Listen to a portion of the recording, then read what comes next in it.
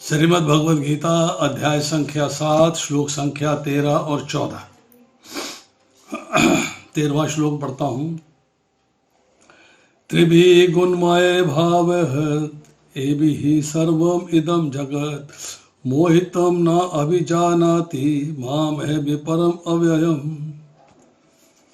तीन गुणों सतो रजो तथा तमो के द्वारा मोहग्रस्त ये संसार मुझ गुणातीत तथा अविनाशी को नहीं जानता।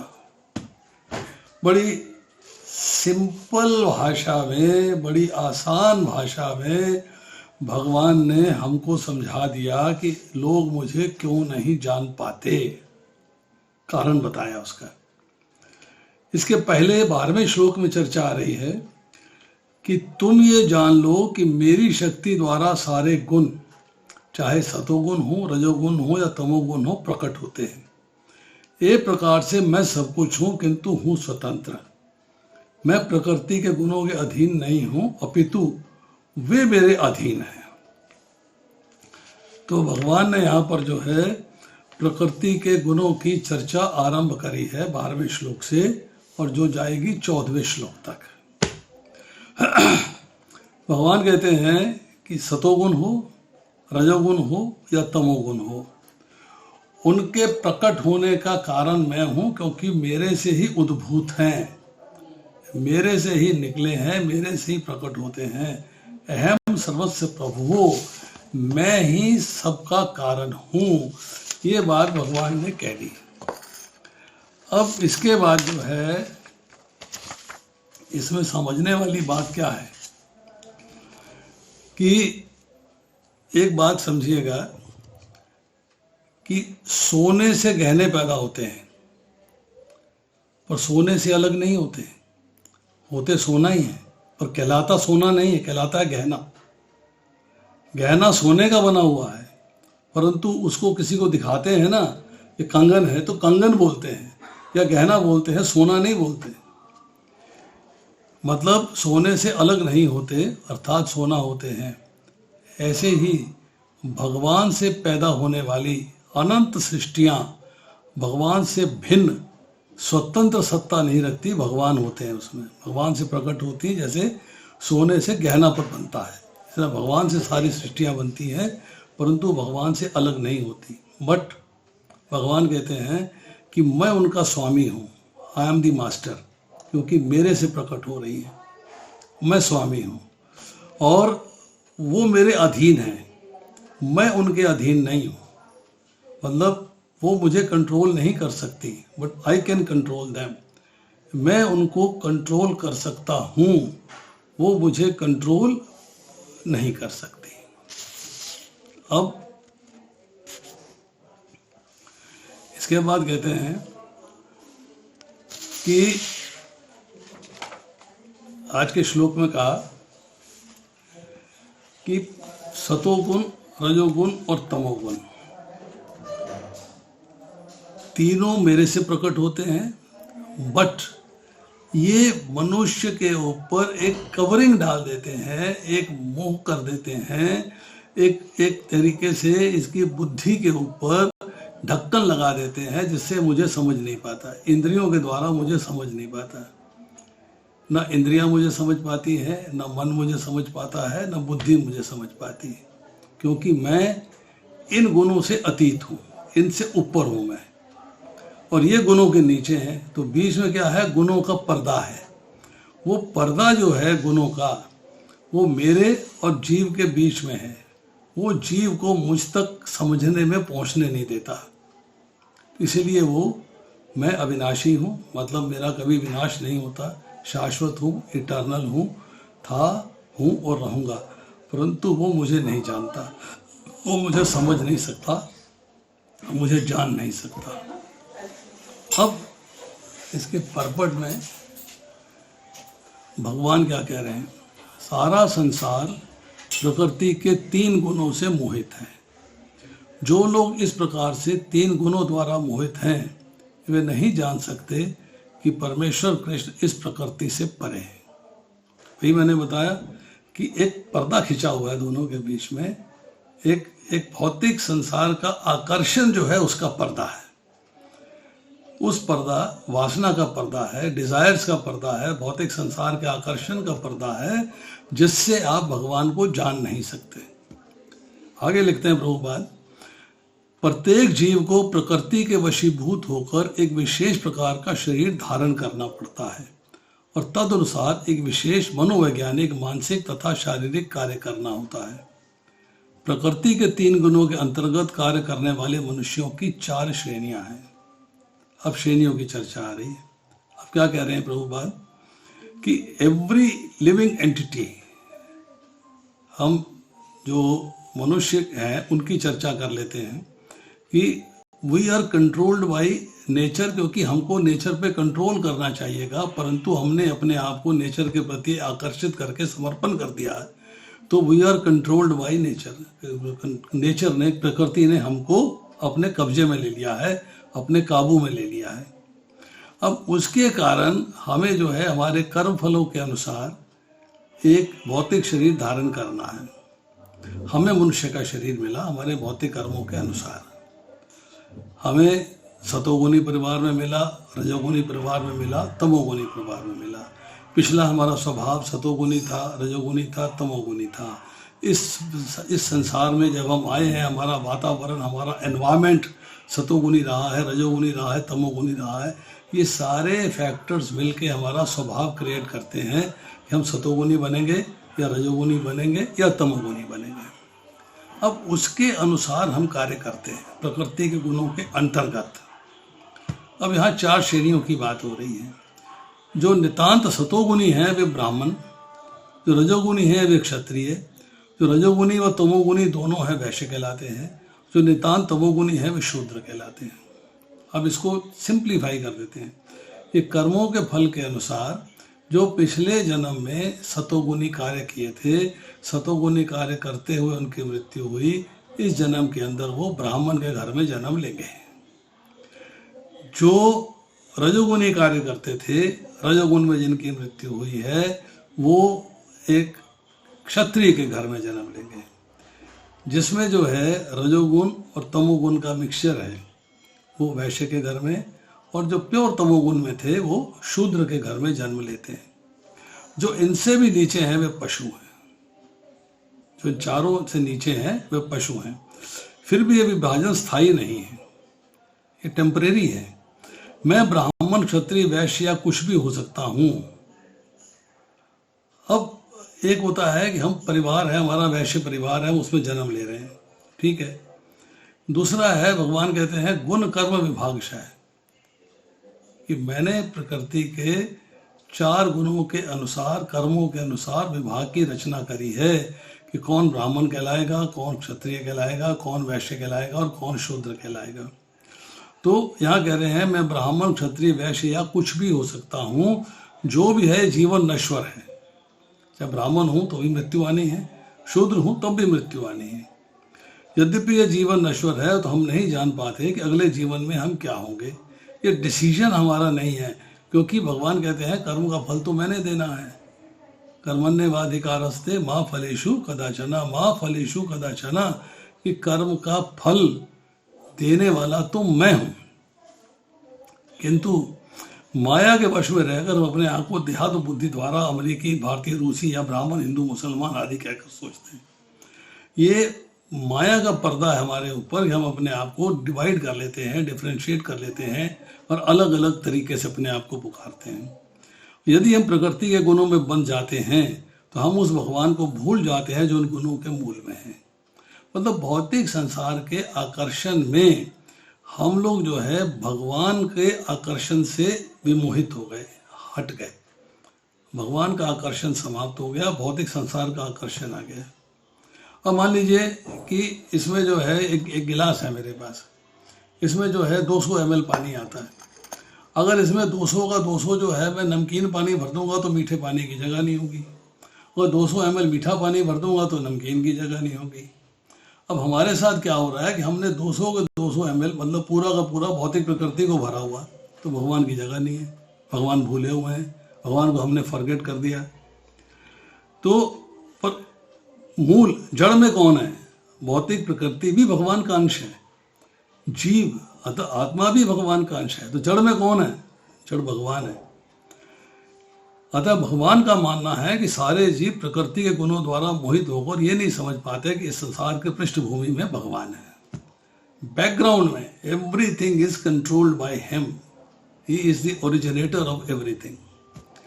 अब आगे लिखते हैं, जिन जीव कई प्रकार के हैं, यथा मनुष्य, देवता, पशु इत्यादि, और इनमें से हर एक प्रकृति के वश में है। Everyone is under the control of nature.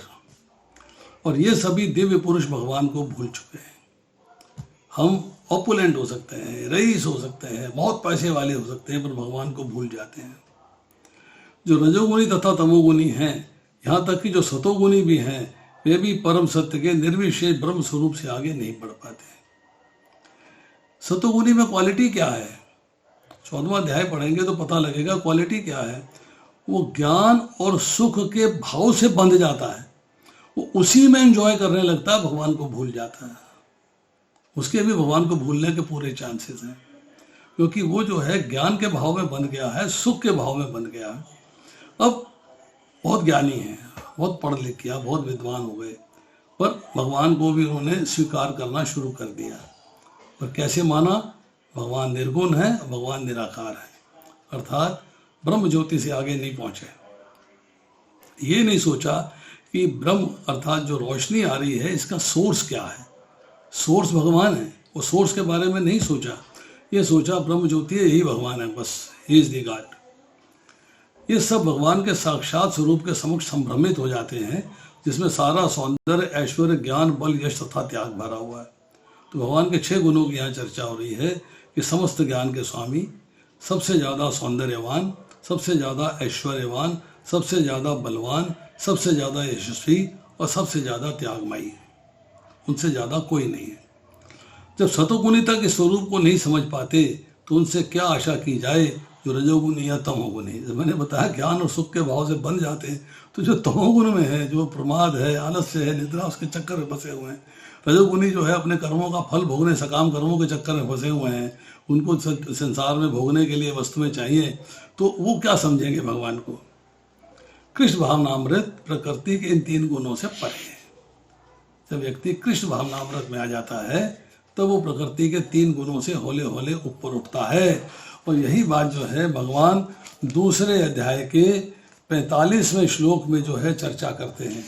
Arjun से कहते हैं कि त्रैगुण्य विषया वेदा निस्त्रय गुण्य भव अर्जुना निर्द्वंद्वम नित्य सत्वस्थ यो निर्योग क्षेम आत्मवान। वेदों में मुख्यतः प्रकृति के 3 गुणों का वर्णन हुआ है। ये अर्जुन, तीनों गुणों से ऊपर उठो। तो सतोगुण से भी ऊपर उठना है, विशुद्ध सतोगुण में जाना। विशुद्ध सतोगुण क्या है? वासुदेवम सर्वमिति, सब कुछ भगवान है, इसको स्वीकार करना है। अब जो कृष्ण भावनामृत में स्थित है, वही वास्तव में मुक्त है, मुक्त वही है। अब समस्या क्या आती है?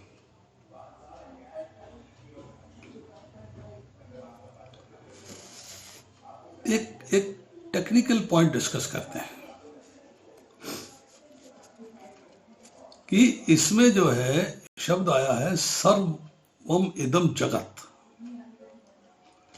सर्वम इदम जगत, ये जो बात आ रही है, यहाँ जगत का अर्थ आया ब्रह्मांड। और ब्रह्मांड में सभी लोग हैं, भौतिक प्रकृति भी है, ब्रह्मांड में जीव भी है, सभी लोग हैं ब्रह्मांड के अंदर। तो यहाँ देखना है कि हमारा शरीर जो है उसमें निरंतर परिवर्तन आ रहा है। पैदा होने से लेके बुढ़ापे तक परिवर्तन आ रहा है, डेली चेंज आ रहा है, परिवर्तन आ रहा है। परंतु इस परिवर्तनशील शरीर ने अपना तालमेल, तारतम्य भौतिक प्रकृति के साथ बना लिया है। शरीर का जन्मना तो अपना जन्मना हो गया, आत्मा का जन्मना मान लिया। शरीर का मरना आत्मा का मरना मान लिया, मैं मर गया। मैं मतलब शरीर, न मैं मतलब आत्मा। मतलब मैं जी रहा हूँ, मैं मर रहा हूँ, मैं बीमार हूँ, तो वो मैं तो शरीर बीमार हो रहा है ना, शरीर मर रहा है, आत्मा थोड़ा मर रही है, आत्मा थोड़ा बीमार हो रही है। पर मैंने समझ लिया कि मैं मीन्स आत्मा को सारा हमने दोष दे दिया, सारा ठीकरा आत्मा पे फूंक दिया। शरीर बीमार है तो मैं बीमार हूँ, शरीर स्वस्थ है तो मैं स्वस्थ हूँ। आत्मा और शरीर का भेद करना हमें सीखना है। इसको सीखना है कि जब तक ये भेद नहीं समझेंगे तब तक हम जो है भौतिक प्रकृति के चंगुल से निकलकर भगवान के प्रति समर्पित नहीं होंगे। अब गुणों की भगवान के सिवाय अलग हमने मान नहीं सकता कि भगवान गुणों के अधीन है। हमने ये बात मान ली, निराकार रूप लिया है, जैसे हमारा है ऐसे ही कृष्ण का रूप है, ऐसे ही राम का रूप है, निराकार है। तो जैसे हम प्रकृति के अधीन है ऐसे भगवान भी प्रकृति के अधीन है। ये हमारी सबसे बड़ी मिस्टेक है, इससे बड़ी गलती नहीं हो सकती।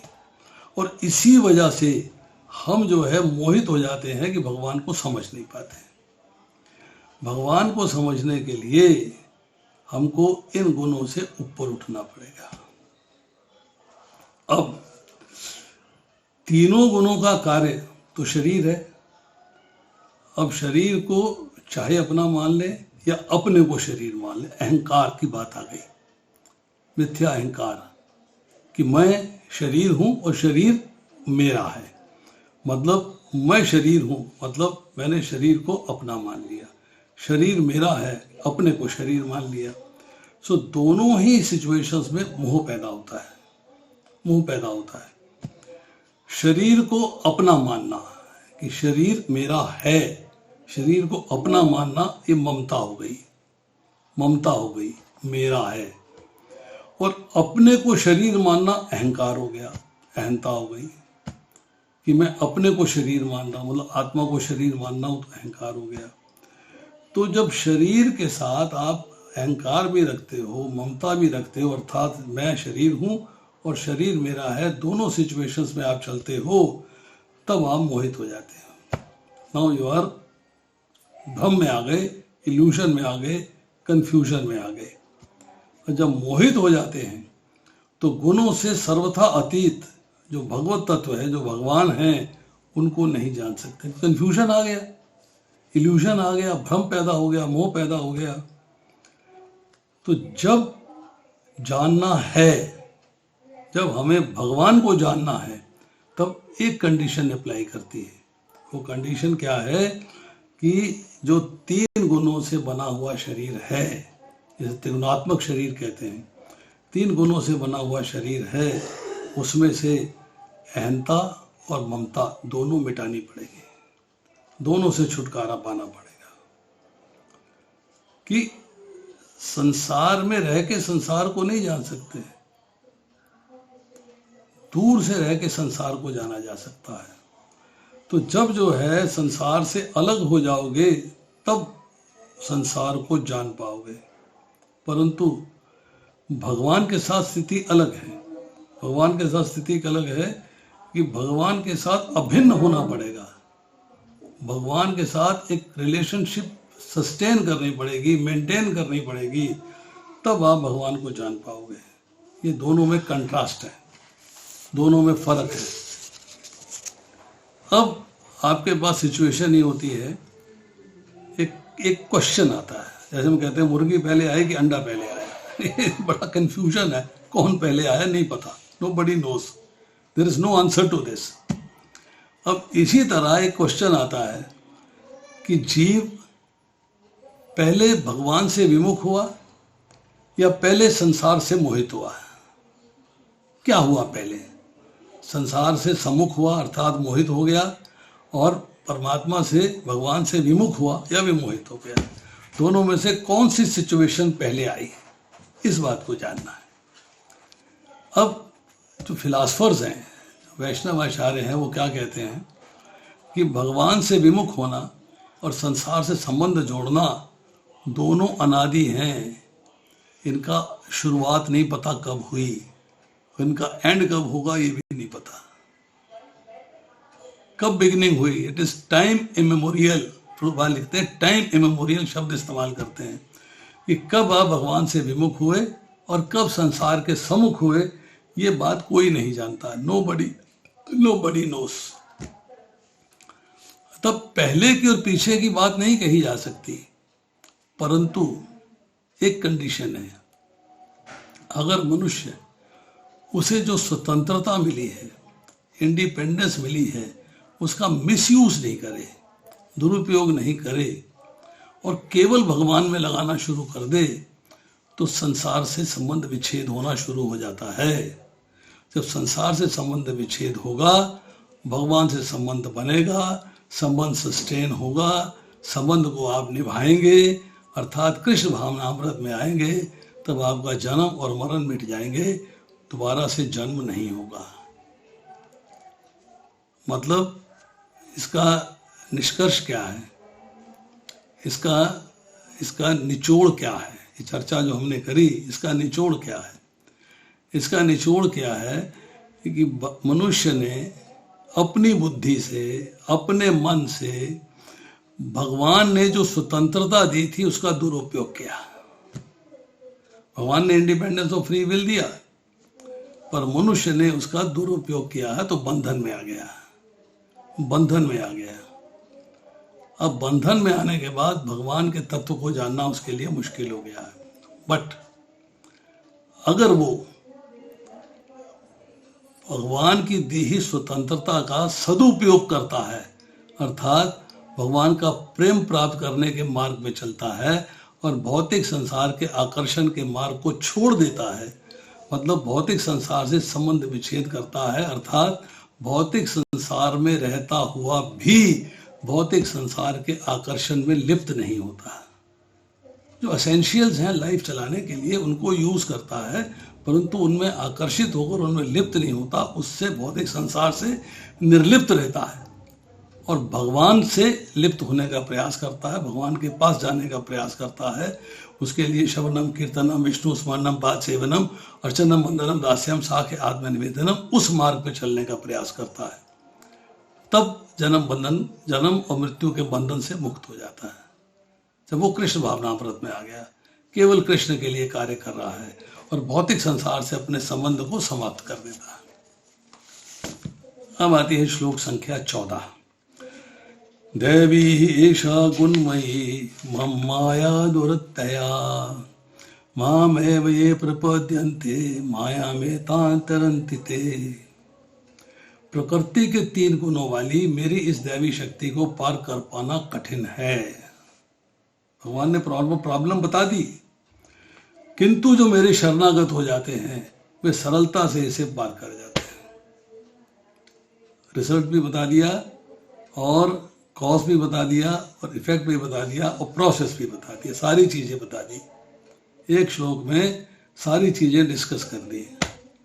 क्या कह रहे हैं कि प्रकृति के 3 गुणों वाली मेरी इस दैवी शक्ति, ये जो सतोगुण है, रजोगुण है, तमोगुण को साधारण मत समझो, ये मेरी शक्ति है। दैवी मीन्स मेरी ही शक्ति है ये, और इस मेरी शक्ति को पार कर पाना बड़ा कठिन है। परंतु जो मेरे शरणागत हो जाते हैं वे सरलता से पार कर जाते हैं, उनको फिर दिक्कत नहीं आती है।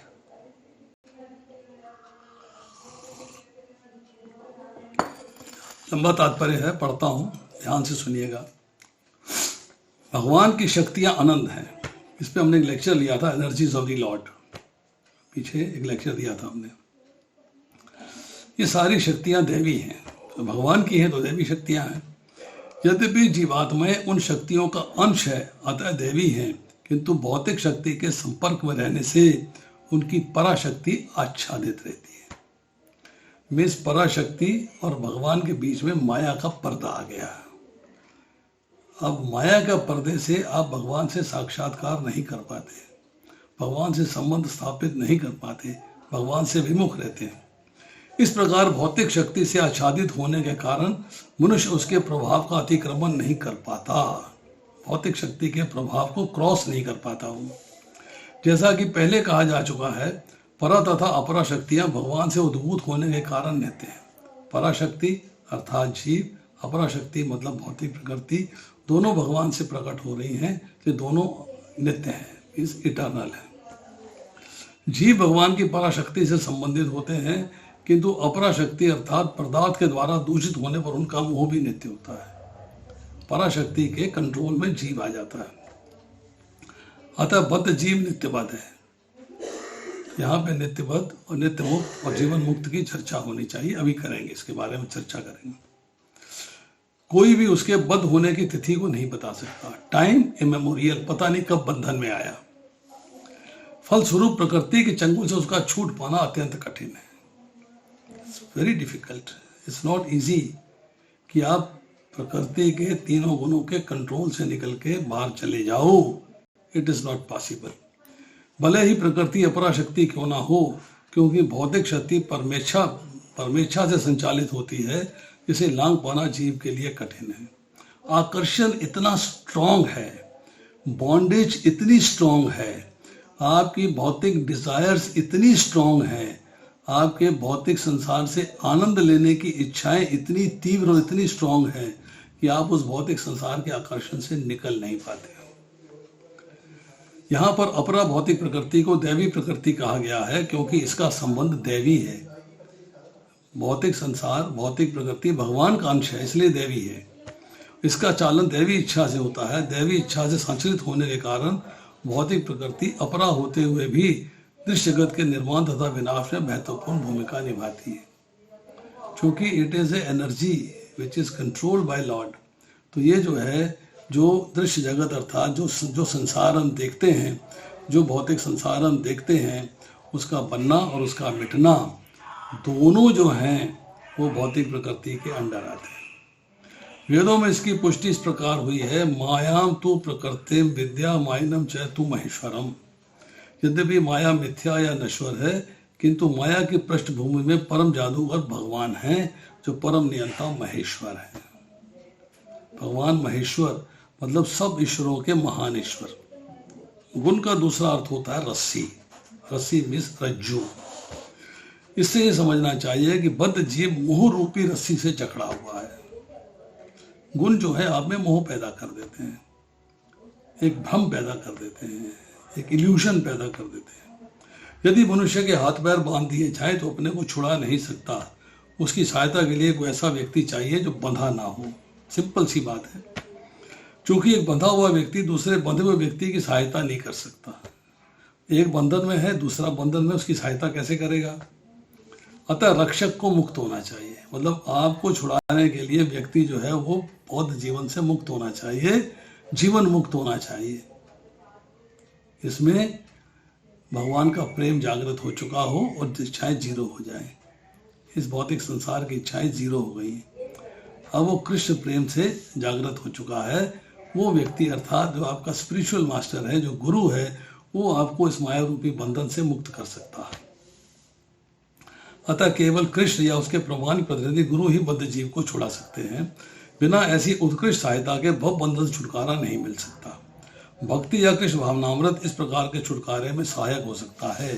कृष्ण माया के अधीश्वर होने के नाते दुर्लभ शक्ति को बद्ध जीव को छोड़ने के लिए आदेश दे सकते हैं। जब कृष्ण से प्रेम हो जाएगा, कृष्ण आपको रेसिप्रोकेट करेंगे, देन ही कैन इंस्ट्रक्ट माया, भाई now it is under my control, you leave it, तुम बाहर हो जाओ। वे शरणागत जीव पर अहेतुकी कृपा तथा वात्सल्य वश ही जीव को मुक्त किए जाने का आदेश देते हैं, क्योंकि जीव मूलतः भगवान का प्रिय पुत्र है। अतः निष्ठुर माया के बंधन से मुक्त होने का एकमात्र साधन भगवान के चरण कमलों की शरण ग्रहण करना है। अब यहाँ पर जो है हम शरण की बात करते हैं। मैंने एग्जाम्पल सैकड़ों बार दिया है, फिर दोबारा से देता हूँ ताकि बात समझ में आ जाए। एक बच्चा छोटा सा माँ की गोद में है और माँ उसके सारे कार्य करती है, शुशु कराती है, डायपर चेंज करती है, पॉटी कराती है, दूध पिलाती है, मतलब उसकी केयर लेती है, सारे कार्य माँ करती है। अब बच्चा बीमार हो गया, आप डॉक्टर के पास ले गए, सर्दी का मौसम है, डॉक्टर साहब मेरे बच्चे को क्या हुआ है? ये निमोनिया हो गया। ओहो, निमोनिया हो गया, क्या दवाई देनी है? ये दवाई देनी है। माँ ने दवाई उठाई और चलने लगी, डॉक्टर ने रोक लिया। ऐसा है, कुछ परहेज भी हैं। परहेज क्या करने, बच्चा दूध ही तो पीता, रोटी नहीं खाता, सब्जी नहीं खाता, दाल नहीं खाता, दही नहीं खाता, कुछ खाता तो है नहीं, तो परहेज क्या करना है? डॉक्टर कहता है परहेज उसे नहीं करना, परहेज तुझे करना है। माँ से कहता है तुझे करना है, कहती मुझे क्या करना है? कमरे में स्टीम रखनी है, गर्मी लगेगी तुम्हें तो चिंता नहीं करनी है, रजाई कंबल बच्चे को उड़ा के रखना है, खुद भी ठीक से रजाई कंबल पहनना है, जैकेट पहननी है, और ठंडा नहीं खाना है, ठंडे फल नहीं खाने, जिसकी तासीर ठंडी होती है वो फल नहीं खाने हैं, ठंडी चीज़ फ्रिज की कुछ नहीं लेनी है, जो भी चीज़ लेनी है गुनगुनी या गर्म लेनी है। अब यही प्रॉब्लम गर्मी के मौसम में आ गई, बच्चे की छाती पकड़ी गई। अब गर्मी में पूछा परहेज क्या है? एसी में नहीं रहना, आइसक्रीम नहीं खानी, मिल्क शेक नहीं पीना, ठंडी लस्सी नहीं पीनी। माँ कहती मैं तो मुसीबत में फंस गई भाई, बच्चा मेरा बीमार है, काम मुझे करना पड़ रहा है, बच्चा मेरा तकलीफ में है, कष्ट मुझे उठाने पड़ रहे हैं। डॉक्टर कहता है बच्चा तुम्हारे शरणागत है, और जिसके शरणागत होता है कार्य उसे करना पड़ता है, वो शरणागत की केयर लेता है, वो शरणागत की केयर लेता है। अब भगवान कहते हैं तुम मेरे शरणागत हो जाओ तो मैं तुम्हारी केयर लूंगा, you don't have to worry for anything. ये जो माया है ये तो मेरे कंट्रोल में है, मैं इससे पार करवा दूंगा, मेरी जिम्मेदारी हो गई, क्योंकि तुम मेरे शरणागत हो, तुमने अपना सर्वस्व मुझे अर्पण कर दिया है, शरीर मुझे अर्पण कर दिया, मन मुझे अर्पण कर दिया, बुद्धि मुझे अर्पण कर दी, श्रद्धा मुझे अर्पण कर दी, शरणागति मेरी ले ली है। अब तुम मेरे प्रति पूर्ण रूप से समर्पित हो तो तुम्हारी जिम्मेदारी है मेरी है, आई विल टेक केयर, मैं तुम्हारी चिंता करूंगा, तुम्हें चिंता करने की आवश्यकता नहीं है। अब प्रभुपाद लिखते हैं मामेव पद भी अत्यंत सार्थक है। माम का अर्थ होता है एकमात्र कृष्ण, विष्णु को, ब्रह्मा या शिव को नहीं। यद्यपि ब्रह्मा तथा शिव भी अत्यंत महान है, किंतु प्राय विष्णु के ही समान है, परंतु ऐसे रजोगुण तथा तमोगुण के अवतारों के लिए संभव नहीं है कि वे बद्ध जीव को माया के चंगुल से छुड़ा सकें। एक रजोगुण का स्वामी है रजोगुण में, दूसरा तमोगुण का स्वामी है तमोगुण में। शिवजी विशुद्ध सतोगुण में रहते हुए तमोगुण के इंचार्ज हैं, तमोगुण का छींटा भी नहीं उन पर पड़ा, परंतु तमोगुण के इंचार्ज हैं। ब्रह्मा जी भी विशुद्ध सतोगुण में हैं, परंतु रजोगुण के इंचार्ज हैं। तो यहाँ जो है उसके बावजूद वो आपको बद्ध जीवन से छुड़ा नहीं सकते। दूसरे शब्दों में ब्रह्मा तथा शिव दोनों ही माया के वश में रहते हैं, केवल विष्णु माया के स्वामी हैं, वे ही बद्ध जीव को मुक्त कर सकते हैं। वेदों में श्वेताश्तर उपनिषद 3:8 में इसकी चर्चा पुष्टि तमेव विदित्वा के द्वारा हुई है, जिसका अर्थ है कृष्ण को जान लेने पर ही मुक्ति संभव है। भगवान शिव भी पुष्टि करते हैं केवल विष्णु कृपा से ही मुक्ति प्राप्त की जाती है। मुक्ति प्रदाता सर्वेशाम विष्णु एव न संशया, मुक्ति केवल विष्णु ही प्रदान कर सकते हैं, अर्थात इसमें संदेह नहीं है कि विष्णु ही सबों के मुक्तिदाता हैं, विष्णु ही सबों के मुक्तिदाता हैं।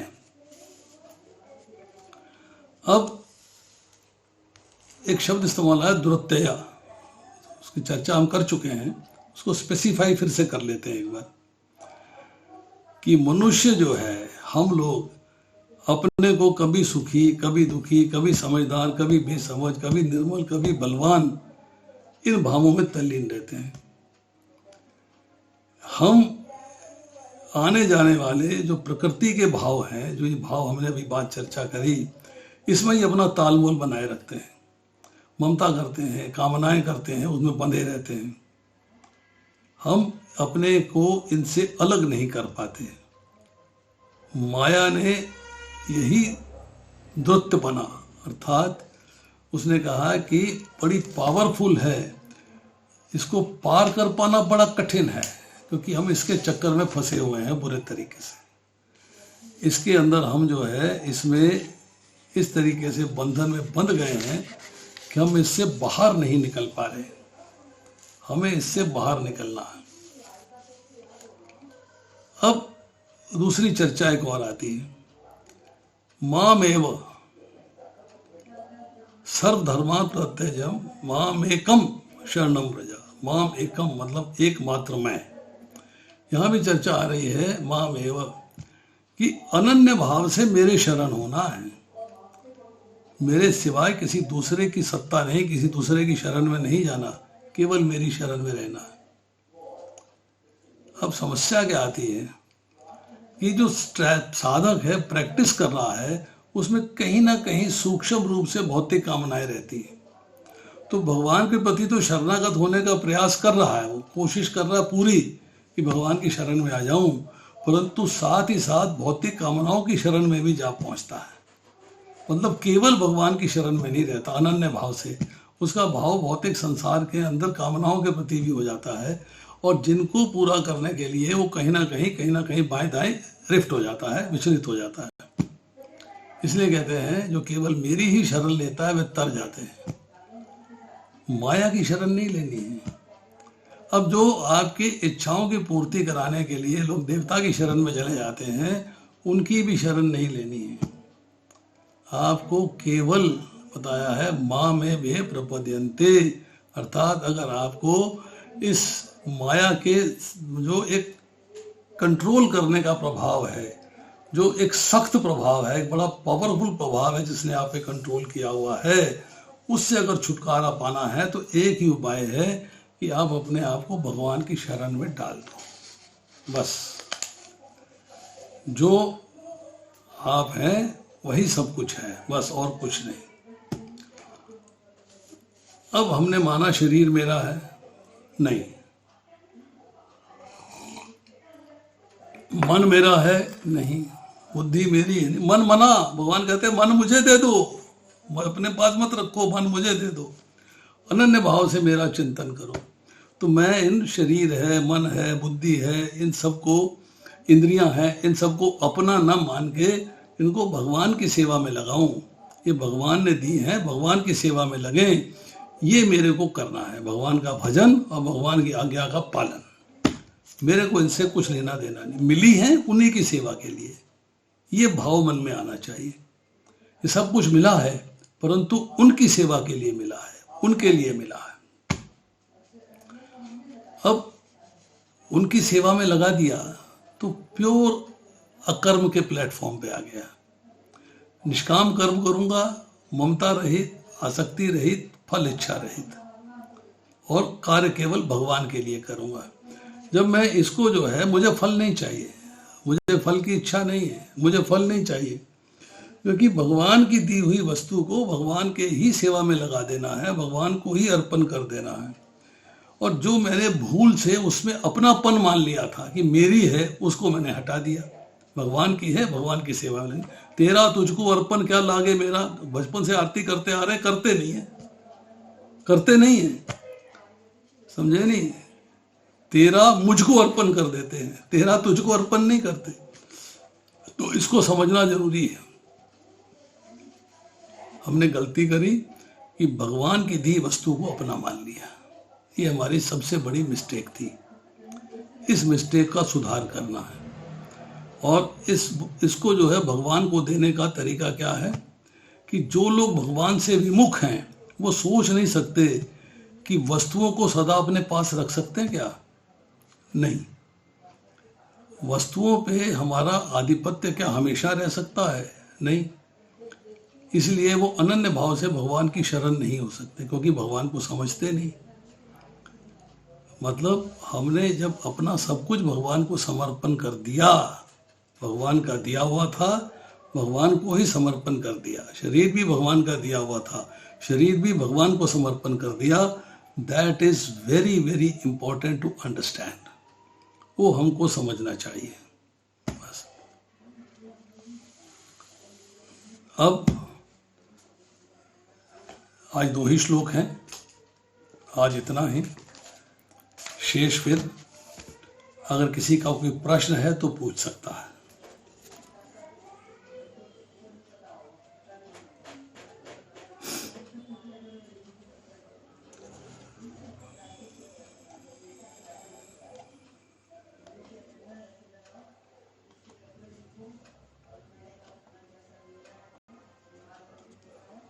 आप अपने को अनम्यूट करके पूछ सकते हैं।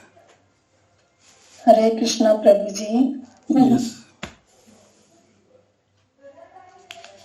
हरे कृष्णा प्रभु जी। यस माता जी बोलिए।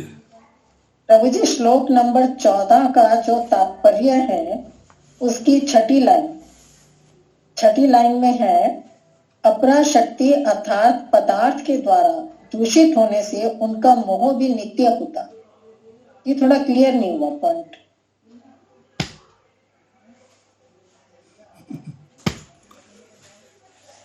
इसमें मुश्किल क्या है? अपरा शक्ति अर्थात हाँ जी। पदार्थ के द्वारा दूषित होने से, हम्म। दूषित कौन हो रहा है? दूषित हो रही है आपकी चेतना। ठीक है। आत्मा दूषित नहीं होती है, हाँ आत्मा जी, प्योर ठीक है। दूषित हो रही है आपकी चेतना। अब चेतना जब दूषित हो जाती है और माया का प्रभाव उस पर परमानेंट है तो नित्य हो गया। क्योंकि अच्छा। जो आपका माया का प्रभाव है, सतोगुण रजोगुण तमोगुण, हाँ जी, हाँ वो जी, तो नित्य है। जब तक आप हैं तब तक वो हैं, ठीक तो है। उनका प्रभाव आपके ऊपर है। तो यही कहा जा रहा है कि जीव भगवान की पराशक्ति से संबंधित होते हैं। हमने आधी लाइन छोड़ दी। किंतु अपरा शक्ति अर्थात पदार्थ के द्वारा दूषित होने पर उनका मोह भी नित्य होता है। जीव के ऊपर भौतिक प्रकृति ने कंट्रोल किया हुआ है और वो कंट्रोल नित्य है, मीन्स इटर्नल हो गया है, क्योंकि वो छूटेगा नहीं आपसे जब तक आप भगवान की शरण में नहीं जाओगे। ठीक है। तो वो कब हुआ है, कैसे हुआ है, कहाँ हुआ है, कोई नहीं जानता। इट इज अनादि, आदि एंड अनादि, टाइम मेमोरियल। कोई उसको जानता नहीं कब हुआ कब नहीं हुआ है, इसलिए उसे नित्य कहा गया है। पूरा सेंटेंस पढ़िए ना, पूरा सेंटेंस पढ़ के बात समझ में आती है। ठीक है, ठीक है, ठीक है प्रभु, thank you, thank you. Hare Krishna. Hare Krishna प्रभु जी। यस हाँ जी, अमिता। यस यस बोलिए। हाँ जी, मेरा सवाल 13वें श्लोक से है। एक्चुअली ये हम सत्वगुण, रजोगुण और तमोगुण की बात करते हैं हमेशा। तो अगर हम ऐसा कहें कि ये सत्वगुणी आत्मा है या ये तमोगुणी आत्मा है या रजोगुणी आत्मा है, उसको हम किस तरह से डिफरेंशिएट करें? बिकॉज के हमें समझ में तो ये आ गया है कि रजोगुणी क्या होता है, तमोगुणी क्या होता है, ऐसा खाना खाना चाहिए, ऐसा बर्ताव करना चाहिए। पर जब हम इसको एक्सप्लेन करने लगते हैं शॉर्ट एंड क्रिस्प, वो हमसे हो नहीं पाता। तो आप इसको कैसे बताएंगे कि हम इसको कैसे एक्सप्लेन करें कि रजोगुणी, तमोगुणी और सतोगुणी व्यक्ति कौन सा होता है? इसके लिए आपको पढ़ना पड़ेगा अध्याय संख्या 14, अध्याय संख्या 17 और अध्याय संख्या 18। ये इतनी जल्दी बात समझ में नहीं आएगी। ठीक है, यानी कि अभी शुरू हुआ है तो अभी 14 तक तो ये सिर्फ एक जो है उन्होंने सिर्फ मेंशन किया है, एक्सप्लेनेशन नहीं दिया है। ये सिर्फ मेंशन है, नाम मेंशन है बस। अगर आपको समझना है तो आप एक बार 14वां अध्याय पढ़िए, 17वां अध्याय पढ़िए, 18वां अध्याय पढ़िए, बहुत सारे श्लोक हैं।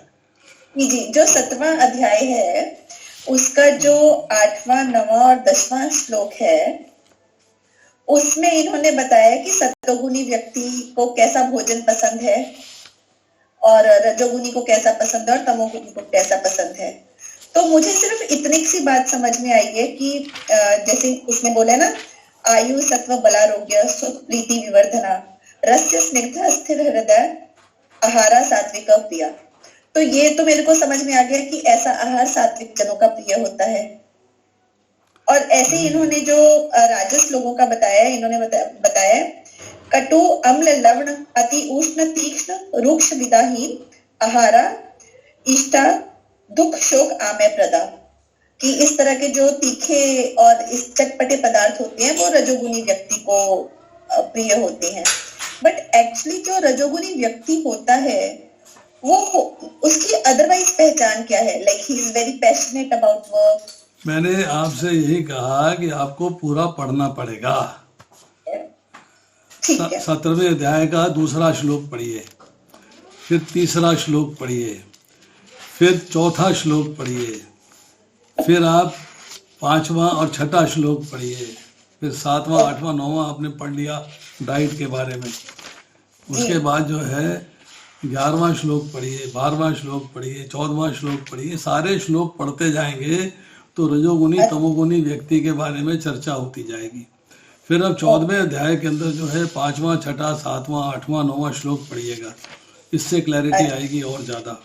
इसके बाद जो है आप पढ़िएगा 12वां श्लोक 13वां श्लोक 14वां श्लोक 14वें अध्याय का, फिर 15वां श्लोक 16वां श्लोक। ये सारी चीज़ें जो हैं ये वो 2-4-5 मिनट में आंसर नहीं की जा सकती। कि जब हम वहाँ पहुँचेंगे ना तब समझेंगे। उसके पहले अगर आप जानना चाहते हो तो आप इनको पढ़ लो। एक बड़ी सिंपल सी बात मैं बता देता हूँ, सिंपल सी बात जो आपको थोड़ी सी क्लैरिटी दे देगी। ये कहलाते हैं 3 मोड्स ऑफ मटेरियल नेचर। प्रकृति के 3 मोड हैं ये। इन मोड को समझिए कि प्रकृति के 3 मूड हैं ये 3 मूडों के बारे में चर्चा हो रही है। ओके। मोड ऑफ गुडनेस, आप सतोगुण में हैं, मतलब आपके अंदर भौतिक कामनाओं को पूर्ति करने की इच्छा कम है। आप निद्रा में नहीं है, आलस्य में नहीं है, प्रमाद में नहीं है। आप अपने आप को बाकियों से बेटर समझते हैं, विनयशील हैं, विनम्र हैं, प्रेम से बात करते हैं, सबका भला चाहते हैं, सबका हित चाहते हैं, तो आप सतोगुण में हैं। ये सिंपल सी बात समझ लीजिए आप, ठीक है। ज़्यादा कॉम्प्लिकेट ना करके। सिंपल सी बात है कि आपका व्यवहार जो है बड़ा सॉफ्ट है, बड़ा सौम्य है, बड़ा शांत है। अब आप आए रजोगुण में। रजोगुण का मतलब है राजा की तरह व्यवहार, राजसिक। उसके अंदर आप जो है थोड़ा सा मतलब एक्सट्रोवर्ट, पावरफुल हो जाते हो। दूसरा मेरी बात माने, जोर से बोलना, अपनी बात को मनवाना, भौतिक कामनाओं की पूर्ति करना। तो दूसरे को नुकसान भी होता हो तो कोई प्रॉब्लम नहीं है, मेरी कामना की पूर्ति होनी चाहिए। और आप जो है उतने सॉफ्ट नहीं होते, थोड़े ब्लंट भी होते हो, थोड़े मुंह फट भी होते हो। मतलब आपके अंदर गुण जो है सतोगुण, आप देखेंगे यार ये आदमी बड़ा अच्छा था, बड़ा प्रेम से बोलता। भाई प्रेम से नहीं बोलता, काम तो ठीक करता है पर प्रेम से नहीं बोलता, बड़ा अक्खड़ है, बड़ा मतलब सॉफ्ट नहीं है ये, तो रजोगुण में आ गया। अब एक आदमी जो है जिससे जो आपको गाली गलौज से बात करता है, मारपीट से बात करता है, वो निद्रा में रहता है, प्रमाद में रहता है, ना करने वाले काम को करता है, करने वाले काम को नहीं करता है। लगता है अरे कैसा आदमी है भाई, सुनता ही नहीं किसी की बात, मानता ही नहीं किसी की बात। जब देखो गुस्से में रहता है, जब देखो क्रोध में रहता है, जब देखो बदमाशी में रहता है, तो वो तमोगुनी है। तो ये सिंपल तरीके से आप पहचान सकते हो ये व्यक्ति सतोगुनी है, ये व्यक्ति तमोगुनी है, ये व्यक्ति रजोगुनी है। एक और एग्जाम्पल देता हूँ। बच्चा स्कूल में फेल हो गया, रिजल्ट बुक मिल गई, घर आ गया। पिता ने बच्चे का रिजल्ट देखा, बच्चे को बुलाया, गोद में बिठाया, प्यार किया। बच्चा मैं कहता था ना पढ़ना चाहिए, तुम पढ़ते नहीं थे ना, फेल हो गए हो ना, अब उसी क्लास में दोबारा पढ़ना पड़ेगा। पर अब पढ़ना, व्हाट्सएप नहीं देखना, फेसबुक छोड़ देना, इंस्टाग्राम को त्याग देना। मैं तुम्हारे लिए अच्छा ट्यूटर रख के दूंगा, हम भी तुम्हारे साथ बैठेंगे, तुमको जिस चीज़ की आवश्यकता होगी उसकी पूर्ति करेंगे, घबराना नहीं। ये आपका बच्चे के साथ व्यवहार है। दूसरा व्यक्ति है, बच्चा फेल होके आया, पढ़ता नहीं है, बदमाशी करता है, जब देखो फेसबुक में लगा रहता है, जब देखो इंस्टाग्राम खेलता रहता है, जब देखो व्हाट्सएप देखता रहता है, कई बार बोला पढ़ा कर, कई बार बोला समझा, कई बार मतलब गुस्से में क्रोध में बात कर रहा है, डांटे जा रहा है उसको, मतलब उसका बुरा हाल कर दिया, बच्चे रोने आ गए बच्चे को। वो राजसिक राजा की तरीके से दंड दे रहा, वो राजसिक व्यवहार कर रहा। एक तीसरा व्यक्ति है, बच्चा रिजल्ट लेके आया, फेल हो गया। अच्छा फेल हो गया है, एक छांटा इधर, एक चांटा इधर, 2 मुक्के इधर, 2 मुक्के इधर, वे टांग इधर, वो टांग इधर, खूब पिटाई करी। मानता नहीं है बात को, समझता नहीं है बात को, हमारा पैसा खराब हो रहा है, तू फेल हो रहा। ये तमोगुण में है, वो तमोगुण में है। अब एक इससे भी विकट परिस्थिति आती है जो तमोगुण से भी ऊंची है। अच्छा, वो बच्चे को पीट दिया, कॉपी नहीं आई, रिजल्ट नहीं आया, रिजल्ट नहीं आया अभी, बच्चे की पिटाई कर दी, पड़ोसी आ गया, बच्चा आपका रोए जा रहा है, रोए जा रहा है, रोए जा रहा है, आपने हड्डी तोड़ दी यार उसकी, क्यों उसको मार रहे हो इतना? कहता है ऐसा है भाई साहब, बीच में आप मत पढ़ो, ये मेरी इसकी समस्या है। बोले समस्या क्या है? बोलता मैंने कल जाना है कलकत्ता, मेरे पास टाइम नहीं है, इसका कल आना रिजल्ट और इसने फेल हो जाना, तो मैं आज ही मार के जा रहा हूँ। उसने एक दिन पहले पिटाई लगा दी कि इसने फेल हो जाना है, उससे बड़ा तमोगुनी नहीं हो सकता कोई भी। अच्छा, ये कौन सी कैटेगरी में आता है? ये तमोगुण के बाद वाली कौन सी कैटेगरी है? वो उससे बड़ा माता जी उसने